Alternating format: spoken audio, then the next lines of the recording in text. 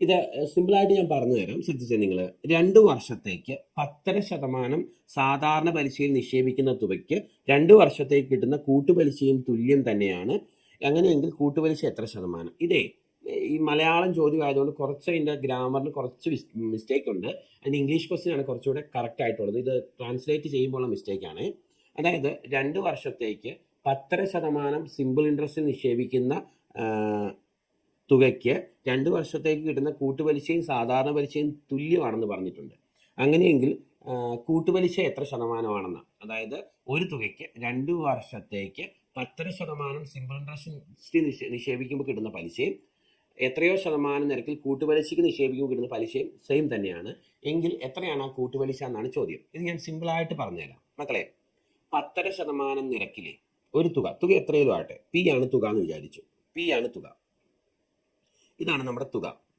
10% നിരക്കിൽ 2 വർഷത്തേക്ക് simple interest ആയിട്ട് നിക്ഷേപിച്ചാൽ 2 × 10, അതായത് 21% പലിശ കിട്ടും നമുക്ക് മുതലിൻ്റെ. ആണോ? 10% പലിശ വെച്ച് 2 വർഷം കൊണ്ട് കിട്ടുന്നത് 21% പലിശയാണ്. മുതലിൻ്റെ 21% പലിശയാണ് സിമ്പിൾ ഇൻട്രസ്റ്റ് ആയിട്ട് നിക്ഷേപിക്കുമ്പോൾ നമുക്ക് 2 വർഷം കൊണ്ട് കിട്ടുന്നത്. ഇത് മനസ്സിലായോ? ആദ്യത്തെ വർഷം 10% പലിശ, രണ്ടാമത്തെ വർഷം 10%. 2 വർഷം കൊണ്ട് മുതലിൻ്റെ 21% പലിശ കിട്ടും അല്ലേ?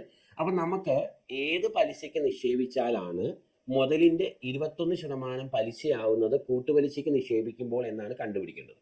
നമുക്കിവിടെ ഓപ്ഷനിൽ നിന്ന് തന്നെ എടുത്തങ്ങ് ചെയ്യുവാണെങ്കിൽ നിങ്ങൾ ശ്രദ്ധിച്ചേ, 10% കൂട്ടുപലിശ എന്ന് വിചാരിക്കുക. അങ്ങനെയെങ്കിൽ ആദ്യത്തെ വർഷം കിട്ടുന്നത് മുതലിൻ്റെ 10% പലിശ, രണ്ടാമത്തെ വർഷം കിട്ടുന്നത് 10%-ൻ്റെ 10% 1%, 11% പലിശ കിട്ടും. അങ്ങനെ 2 വർഷം കൊണ്ട് 21% പലിശയാവും. കണ്ടോ? അപ്പം പലിശ നിരക്ക് 10% ആണെങ്കിൽ ആദ്യത്തെ വർഷം 10% പലിശ കിട്ടും, രണ്ടാമത്തെ വർഷം 10%-ൻ്റെ 10%, അതായത് 1% കൂടുതൽ കിട്ടും. 11%, മുതലിൻ്റെ 11% പലിശയായിരിക്കും രണ്ടാമത്തെ വർഷം കിട്ടുന്നത്. അപ്പോൾ 2 വർഷം കൊണ്ട് 21% പലിശയാവും. കണ്ടോ?